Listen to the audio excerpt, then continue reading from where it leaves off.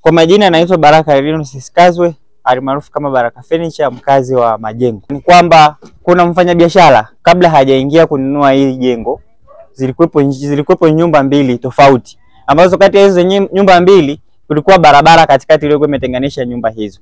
Sasa katika ujenzi wake amebomoa na anataka kuziba njia ambayo tulikuwa tunaitumia, na kitu ambacho hakiwezekani kwa sababu hatuna njia nyingine ya kupita, kwa sababu mara zote tulikuwa tukitumia hiyo njia. Tuko hapa kuomba msaada.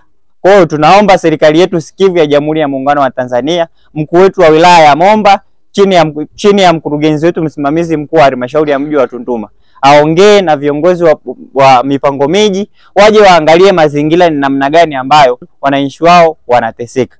Tuko hapa Majengo si ni kitu ambacho sio cha kuungana, kwa sababu njia ambayo ilikuwa inatumika muda wote, miaka yote, ndio inayozibwa. Sasa maendeleo tunayataka ndiyo ndani ya mji wa Tunduma, lakini maendeleo kama yanakuja kwa nia ya kutumiza, basi sidhani kama inaweza kuwa sawa. Kwa hiyo tunaiomba serikali yetu sikivu ije itusikilize na ijue ni namna gani tunasaidika katika changamoto hii tulionayo ya kuzibiwa njia. Kwa jina naitwa Kalimu Haji Hussein Mkambila.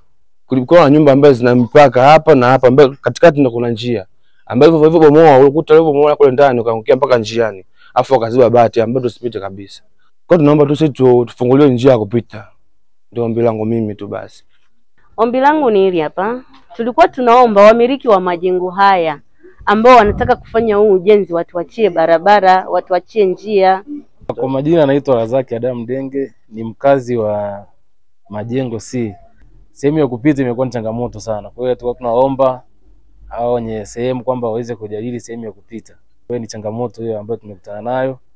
Kwa hiyo tunaomba tutengenezee sehemu ya kupita ili tupate shughuli zingine ziendelee. Kwa hiyo hilo ndio ombi letu sisi, tupate njia. Changamoto iliyopo ni njia.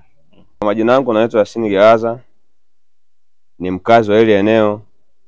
Changamoto kubwa iliyopo hapa, eneo ya katika nyumba hii kuna ujenzi ambao unaendelea hapo, lakini sasa hivi ukiingia kwenye hii nyumba, namna utokaji na kwa ni changamoto sana, namna utokaji na namna ya uingiaji pia, kutokana na huo ujenzi ambao unaendelea hapo. Kwa namna moja au nyingine, nilikuwa naomba serikali ambayo inaongozwa na mama yetu Samia Suluhu Hassan ikija katika eneo hili na kuangalia ujenzi hapo unapoendelea, na kuangalia pia sisi tunaishi katika makazi haya tunapateje huduma ya barabara, aidha ya kutoka au ya kuingia. Majina yangu mimi naitwa Paulo Pius, ndiye mwenyekiti wa serikali ya mtaa kutoka Majengo C, kata ya Majengo. Nyuma yako kuna ujenzi wa sheli unaendelea, ambapo inasemekana sheli hiyo inaziba baadhi ya njia. Pengine kwa ushauri wenu kama serikali ya mtaa, kuna jambo lolote ambalo mmeweza kushauri kuhusiana na ujenzi unaoendelea mahali hapa? Ninachokifahamu mimi, sijafikia eneo la tukio, nilipata taarifa muita afisa mtendaji wa mtaa afike sehemu hiyo, lakini kwa taarifa nilizonazo alifika eneo na akaona na anayelalamikia eneo. Pia mlalamikaji katika eneo hilo nasikia kwa taarifa nilizonazo walipiga simu katika ofisi ya mipango miji na ikaahidi kufika eneo hilo.